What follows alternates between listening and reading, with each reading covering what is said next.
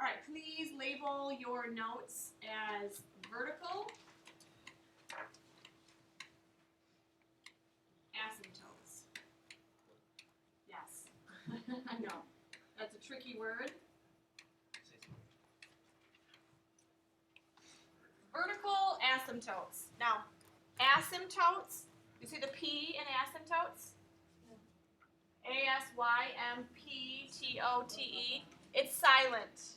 You don't pronounce it. It's not asymptote. It's an asymptote. As, ha ha ha ha, tote. Asymptote. Can you say that? Asymptote. Asymptote, yes, okay.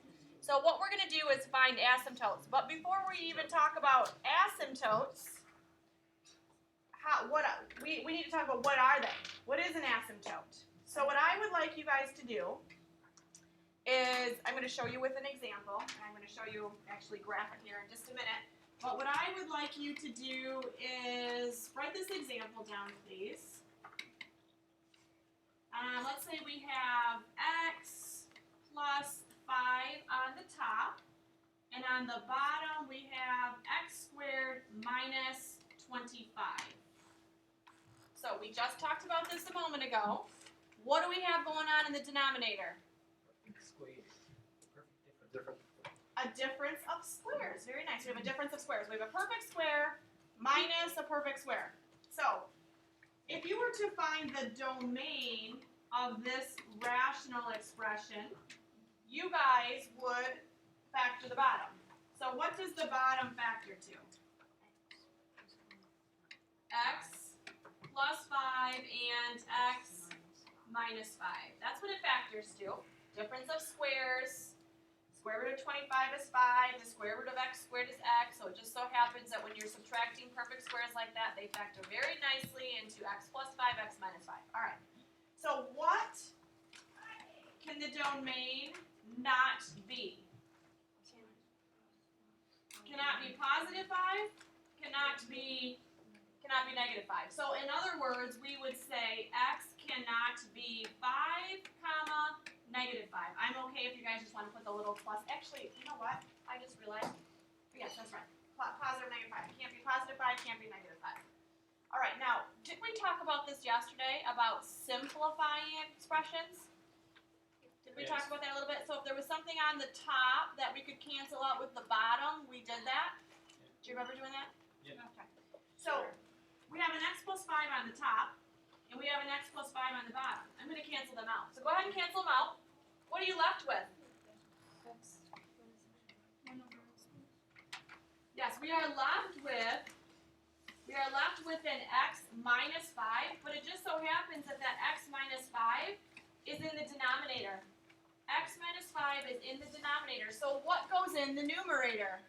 A 1. Don't just think that because everything cancels out in the numerator that there's a 0 left. There's still going to be a 1 left. So this expression right here is our simplified expression. Okay? So one of the numbers from our domain has been canceled out, which brings me to my next point. I want to show you guys something, and for two reasons. One of them being that I want to show you that you can use this tool at home, but I also want to use it to show you specifically this right now. If you go to my website, you go to the home page, you get down to this place right here where it says free online graphing calculator.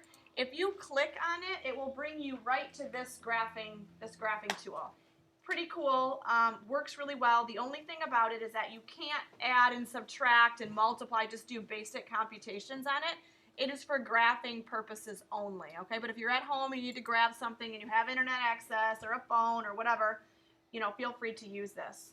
Now, the original problem that we were talking about was x plus 5 over x squared minus 25. What I'm going to do is go to y equals, and by the way, you can change the colors if you wanted to graph a certain color. You just click on it and it will change to various colors. But the problem that you were graphing was this. It was x plus 5 on the top. Notice my use of the parentheses, x plus 5 on the top. divided by, there's a little divide by sign right over here. I'm going to click on that. And then on the bottom, I had x to the power of 2 minus 25. And then I'm going to close off my parenthesis. And then I'm going to press graph, and it graphs it for me. So here, you know, if I want to change the color of it, I just click, press graph again. It will change its color. It's too hard to see in that color, though, so let's do that. Let's do that pretty color.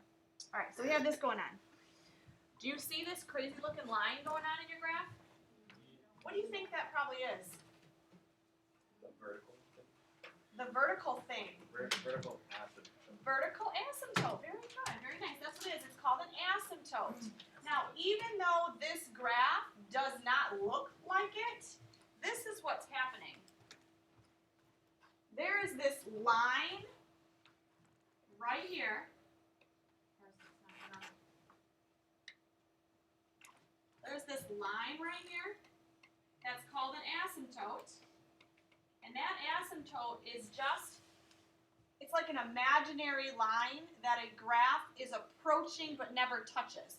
So if you come in from the left, this line, this graph is getting closer and closer and closer to that asymptote, and then it gets to about here, and then it takes a sharp dive downward.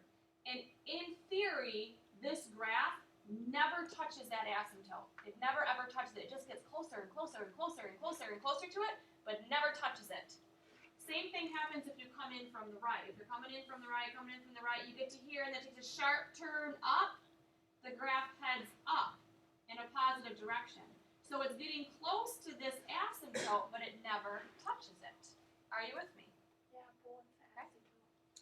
So what is the asymptote? Now look at, where is that line being drawn? What is the x value at which it's being drawn? It's being drawn at 5. Okay? Can you accept that? All right, so let's go back to our notes. We have an asymptote at 5. You need to remember that.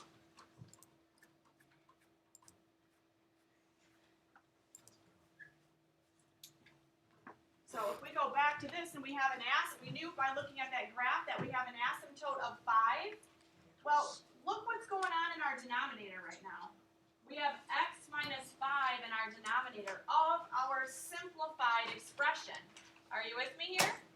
So once you simplify your expression, you look at the denominator of the simplified expression. That is going to tell you where you have an asymptote. So we have an asymptote here, but again, you guys, in this case, it's always going to be the value of x that will make the denominator 0. What is going to make the denominator 0? A positive 5. So we have an asymptote at x equals 5.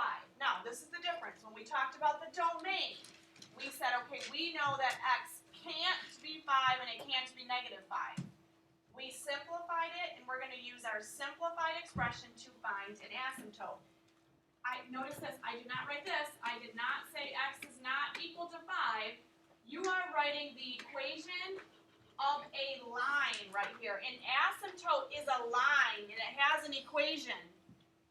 And the equation is x equals 5. So when you're writing an asymptote, you don't write the not equal to sign. Are you okay with that? Sure. You don't write the not equal to, you only write the x equals 5. All right, so let's go back to the graphing thing on our the grapher on your, from my website. Whoops, not that. Originally, you guys, we said that the domain, it cannot be 5 and it can't be negative 5. What happened to this negative 5? If the x values can't be negative 5, why is it that in this graph, there is a value at negative 5? So if you go to an x value, of negative 5 here, the graph actually exists. Do you see it? Right here. Yeah. This is the problem. This is such a technical idea that the graphing utilities that you use, the calculator, this grapher on my website, it doesn't have the ability, it doesn't have the power to be able to tell you that when x is negative 5, you actually have what we call a hole in the graph. It won't show up here. look at this table of values over here. Look at this stuff right here. When x is -5, you see how there's nothing written there? There is no value there. There's like an error there. But all it is in this case, because it's not an asymptote, all it is just a hole in your graph. We're not going to worry about holes, but I just wanted to tell you that that's what it means. If your domain says that x can't be a -5 or a 5, there might be a hole or there might be an asymptote. I only want you guys to worry about finding asymptotes. Okay? So the process is this. Step 1, find the domain. Step 2, simplify it. Step 3 is when you use your simplified expression to find the asymptote. Are you gonna write it in the third step over there? Yeah, I will.